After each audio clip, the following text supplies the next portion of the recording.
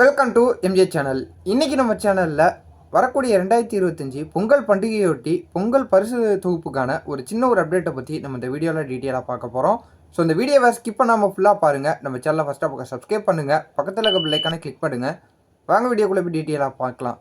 So நேற்று பார்த்தீங்கன்னா பொங்கல் பரிசு தொகுப்பு சம்மந்தமாக நிறைய விதமான அப்டேட் பார்த்தீங்கன்னா தெரியப்படுத்தியிருந்தாங்க நம்ம தமிழ்நாடு கவர்மெண்ட்லேருந்து.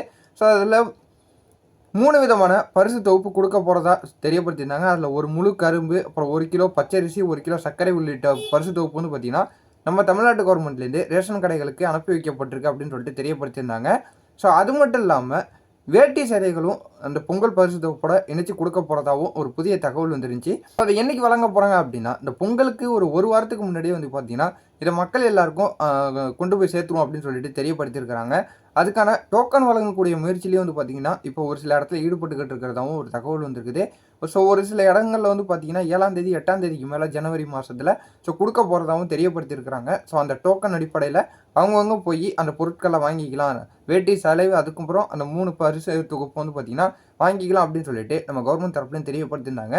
ஸோ அது மட்டும் இல்லாமல் இப்போ மக்களிடையே ஒரு வருத்தமான ஒரு விஷயமா என்னன்னு போயிட்டுருக்குன்னா இந்த ரொக்க பணம் 1000 ரூபா இப்போதைக்கு கொடுக்காம இருக்கிறதுனால மக்கள் ரொம்பவே கோபத்தோடையும் வருத்தத்தோடையும் பார்த்தீங்கன்னா இருந்துகிட்டு இருக்காங்க.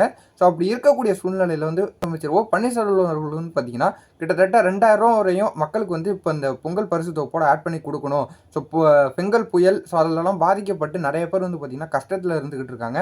அவங்களுக்குலாம் பார்த்தீங்கன்னா 2000 ரூபாயாவது குறைஞ்சது கொடுக்கணும் இந்த பொங்கல் பரிசு தொகுப்போட அப்படின்னு சொல்லிட்டு ஒரு வேண்டுகோளும் பார்த்தீங்கன்னா நம்ம முதலமைச்சருக்கு பார்த்தீங்கன்னா தமிழ்நாடு கவர்மெண்ட்டுக்கு வச்சிருக்கிறாங்க. ஸோ அவங்க மட்டும் இல்லாமல் மற்ற கட்சிகளில் இருக்கக்கூடியவங்க நிறைய பேர் பார்த்தீங்கன்னா கவர்மெண்ட்டுக்கு ஒரு எதிர்ப்பாகவும் ஒரு வேண்டுகோளாகவும் பார்த்தீங்கன்னா வச்சிருக்கிறாங்க. அதுலேயும் முக்கியமாக இந்திய கம்யூனிஸ்ட் கட்சியோட செயலாளர் முத்துராசன் அவர்கள் பார்த்தீங்கன்னா இன்றைக்கி சோஷியல் மீடியாவில் அதுவும் டிவி மீடியா முன்னாடி பார்த்தீங்கன்னா ஒரு வேண்டுகோள் பார்த்தீங்கன்னா வச்சிருக்கிறாங்க. அதுக்கு ஸோ பாமக கட்சியோட நிறுவனர் ராமதாஸ் அவர்களும் பார்த்தீங்கன்னா சரமாரியாக கேள்வி எழுப்பியிருக்கிறாங்க. என்னாச்சு நம்ம தமிழ்நாட்டு கவர்மெண்ட்டுக்கு, எதுக்காக இப்போ அப்போ அந்த மக்களுக்கான அந்த ரொக்க பணத்தை கட் பண்ணாங்க அப்படின்னு சொல்லிட்டு சரமாரியான கேள்விகள் பார்த்தீங்கன்னா இப்போ வச்சுக்கிட்டு இருக்கிறாங்க.